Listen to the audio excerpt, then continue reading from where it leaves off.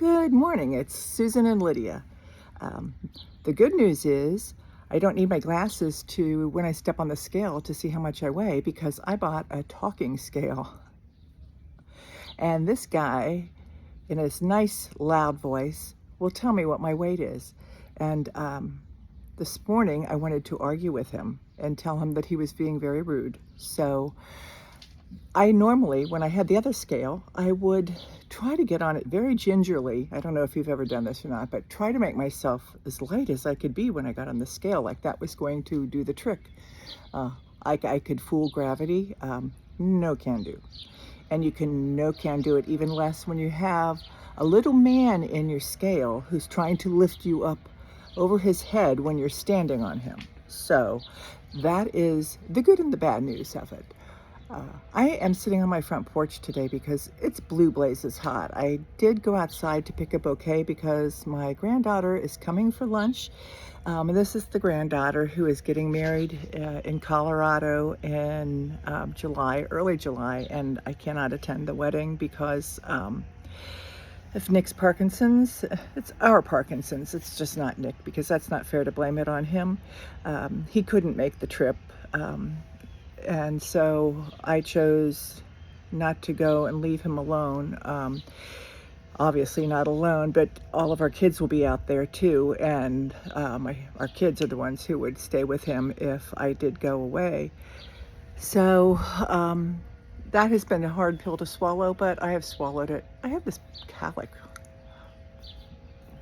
Good grief. I'm trying to make it smash against my head so that I look so professional. Not. But it was a sad thing to do. But my granddaughter texted me last week and asked if I had time to go to lunch. And I said that I wasn't driving at that time. And she said, "Oh, I'll come over to your house." And so we're having grilled cheese on bread that I made a couple days ago and tomato soup and fresh strawberries and whipped cream. And so we'll talk about the wedding some in her life, and I'm really looking forward to it. It should be very, very nice. I was thinking today, well, actually, I take a shower, and I thought about this a lot, but I've suppressed it. When I would write anything that breathed of the word politics, people would vampire or whatever, and I think it might be easier to talk about this on a video, and it's not a political discussion. It is simply what has happened to politics in our country and why politics cannot even be discussed amongst friends, because that often turns them into enemies. And the polarization that is out there and the media madness, and there are so many different elements that bother me. And most of the time I just don't think about them anymore. There was a time when I was writing when I thought, okay, perhaps if we do this appropriately, we could have a discussion. And I learned that things that you write or say can be taken out of context. And when somebody is such an ideologue, they are looking for something to grasp that you said that will make them feel right and superior. And I don't get into that. Too many times I have thought about the saying that I saw on the Baptist church sign 30 years ago when I worked at a real estate office. And it said, "If you argue with a fool, there are two fools arguing." And that is pretty much the state of politics today. And it doesn't have to be that. In my heart and in my mind, I think most people in their hearts want good for everyone in the world. But achieving that is a whole different ballgame. It is the only way I see that it can be broken down is these issues are so complex. Immigration, all the economy, all this kind of stuff. I'm almost to the point of like, how can one person know enough to be a leader for all of those different things? Or do we need a leader that is just a good commander-in-chief who can get the best of the best to help him or her make these decisions? It's so easy to say, oh, we should let these people in who are migrants coming into our country because they're looking for a better place to live and they're oppressed. They could be killed in their country. That's all well and good. And I love that belief too. But there's the other side of the coin. How do we support these people? Um, who pays for all this? Will it be detrimental to the people who live here in this country and who are citizens and who work for what they believe were the American principles that they were taught when they were growing up, and that everybody chips in, everybody works, there's no free pass, different things like that. And I'm not even scratching the surface of it, but you can get the idea. And it's not that I'm honing in on the illegal migrants, and I even say illegal because I do believe that if you're a country and you don't have borders, you don't have a country.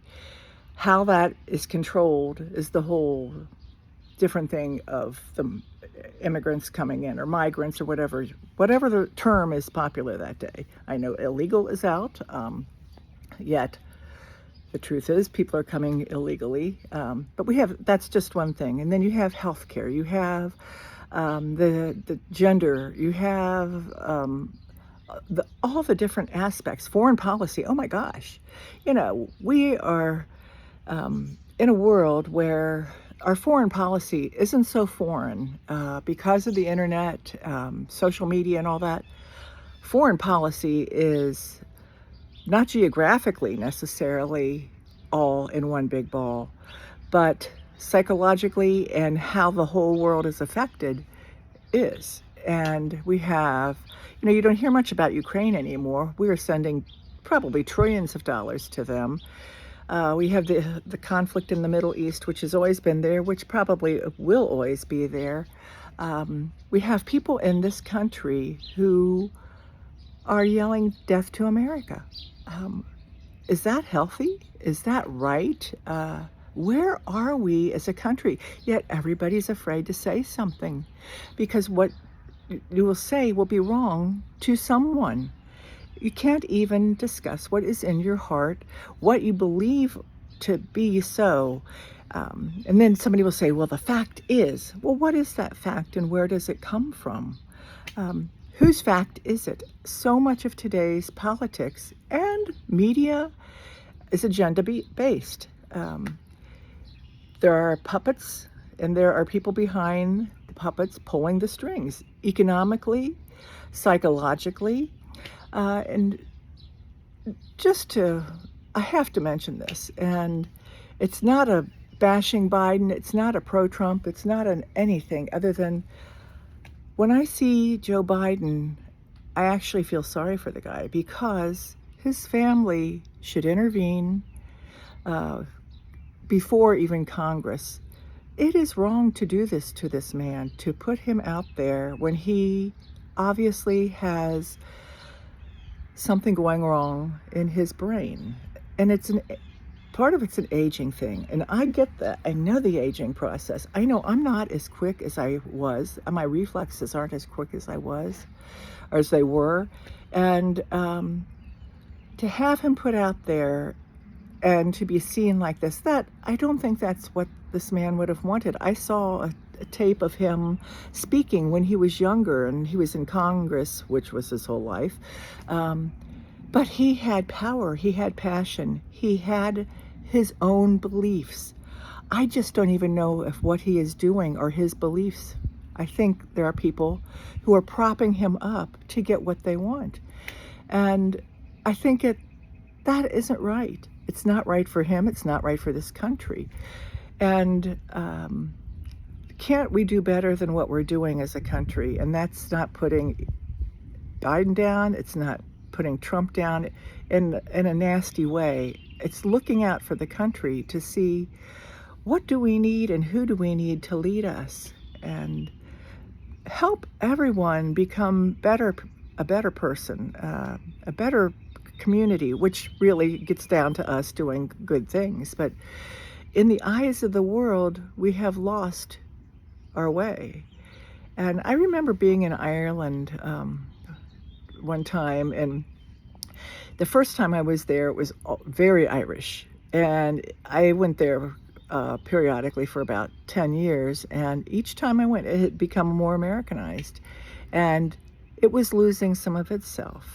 And I was speaking to a man who owns a carryout here. He's an Indian, um, and he has worked his tail off to get what he has and getting his kids through college. And uh, he said he can't believe what has happened to this country since he arrived. So, I mean, I think most of us know something's wrong, but so many are afraid to say anything. And without getting into a political dogfight, which I won't do, I feel like I want to say and speak what's in my heart and my mind. Am I right on what I say? Not necessarily. I don't know. It depends what your background is. We each have different backgrounds. We come from different experiences, different parts of the country, different places in the world. Some of us had wonderful parents. Some of us had no parents. Some of us had one parent. Some of them had drug-addled parents who did not support them, who did not know who they were, who didn't care about parenting or have a passion for it. They just were trying to get by in their life. Um, there are people who have done the best at the time with what they knew, and there are people who have just disregarded learning or education. And that's another hot topic, education, further education, the universities. Who are they and what the hell are they doing and who do they think they are? Um, they are not helping the situation. They are polarizing and educating and forgetting history. All I can think of is that the best indicator of the future is history. We have to look at that and look at the conflicts, look at the times of peace, see how they happened, what occurred when they happened, what were the times like. And we have to remember that most um, structures of countries, not companies, countries change throughout time. There are dictators, there are socialists, there are all different sorts of political governance, and they change. And democracy isn't guaranteed. It might run its course, and I think that's what people are fearing right now. Is this the end of democracy? And I think both political parties will say, and I've heard them say, "Oh, we're fighting for democracy." They embrace that in their hand as some sort of a weapon against the other side, that they're going to take it away, and that's fear mongering, and I don't think it's true. But I think we all, as citizens, have to understand that